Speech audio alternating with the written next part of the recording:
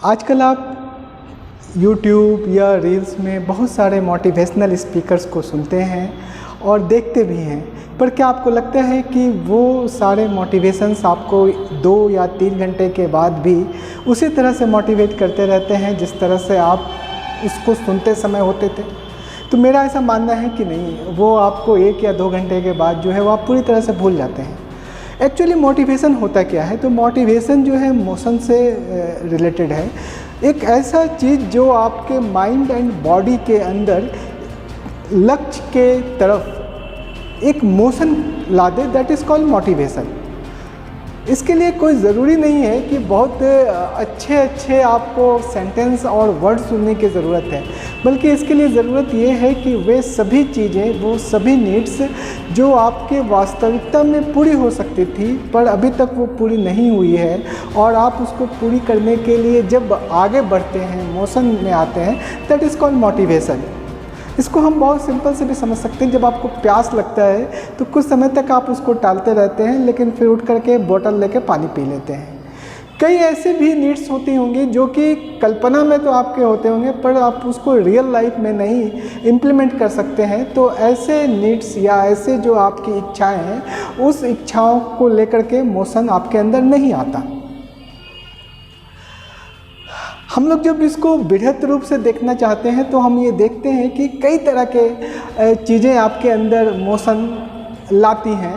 जैसे for example, अगर आपको भूख लगा है तो आपका मस्तिष्क पहले इस बात का इन्फॉर्मेशन करता है कि हमें मोशन करना चाहिए, जा कर के लंच के लिए कैंटीन जाना चाहिए, या जब आपको ठंड लगता है तो आप गर्म कपड़ों के लिए आगे बढ़ते हैं। इसी तरह से जब आप समाज में प्रतिष्ठा प्राप्त करना चाहते हैं, तब भी आप समाज के लोगों से घुल मिल करके अपने ज्ञान को वहाँ पर प्रदर्शित करते हैं। तो अगर आप मोटिवेशन को देखें तो ये क्या है? ये एक असंतुष्टि है, आपके अंदर की एक ऐसी पीड़ा या कष्ट है जो कि आपको उस कष्ट के निवारण के लिए आपके अंदर मोशन को जनरेट करती है। That is called motivation. सबसे बड़ा मोटिवेशन क्या है? आपका लक्ष्य। आप जिस चीज़ को प्राप्त करना चाहते हैं उसके लिए आपका जुनून, आपका कार्य करने का एक क्षमता, आपकी गति ही मोटिवेशन है। आज के युवाओं के लिए या आज के स्टूडेंट्स के लिए यूट्यूब या रील्स के माध्यम से बहुत सारे ब्यूरोक्रेट्स अपने कार्यशैली को उनको दिखाते हैं, अपनी सत्ता, अपने पावर को उनको दिखाते हैं, अपने अधीनस्थों से कैसे काम किया जाता है ये उनको दिखाते हैं। इससे जो है स्टूडेंट्स इस बात के लिए मोटिवेट होता है कि मुझे भी इस तरह के सर्विस में जाना है या मुझे भी इस प्रकार के कार्यों के लिए प्रयास करना है, और तब वो सिंसियरली पढ़ना प्रारंभ करता है। आज के डेट में एक बड़ा अच्छी बात यह है कि आपको अपने स्थान पर रहते हुए ही दुनिया के समस्त नॉलेज आपके पास हैं। आप ये क्लेम नहीं कर सकते कि मैं उस बेहतर यूनिवर्सिटी में नहीं पढ़ा या मेरे पास उस बेहतर इन्फॉर्मेशन के बुक नहीं है इसलिए मैं आगे कुछ नहीं कर पाया। ये आज के दौर में अप्रासंगिक हो गया है, क्योंकि इंटरनेट और मोबाइल के माध्यम से आप ये समस्त चीज़ों को प्राप्त कर सकते हैं।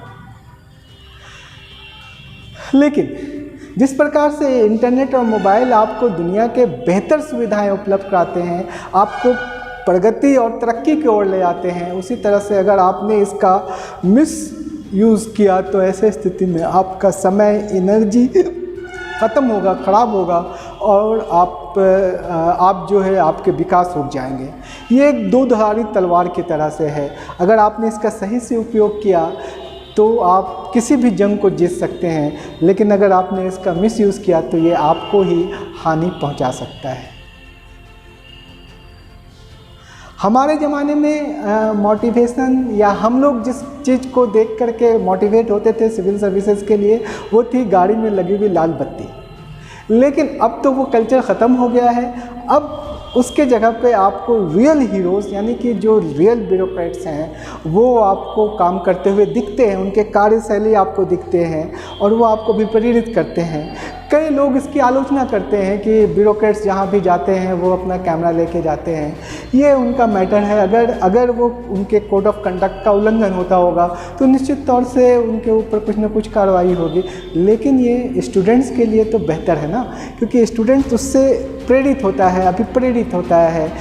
आप देखेंगे कि 90s के दशक के युवा या बच्चे जो हैं वो किस चीज़ को देख के प्रेरित होते थे, क्या चीज़ बनना चाहते थे? मोस्टली जो है क्रिकेट के हीरोज़ को, क्रिकेटर को देख के अभी प्रेरित होते थे और उस तरह से खेलना चाहते थे, जबकि वो वहाँ तक पहुँचना बहुत मुश्किल था।